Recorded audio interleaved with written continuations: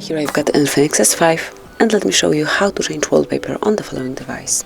So first of all, open the settings, then find and select display and go to the wallpaper.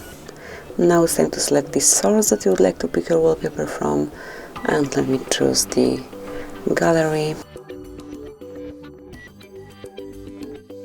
Pick the picture that you would like to cover your screen with and click on apply. So let me set it up just on my home screen. And then let's go to wallpaper album. And from this list you can pick, for example, picture that will cover the lock screen. Let me pick lock screen only. And as you can see, from now on, both your home screen and lock screen has been refreshed. So this is it, that would be all. Thank you for watching. Please subscribe our channel and leave the thumbs up.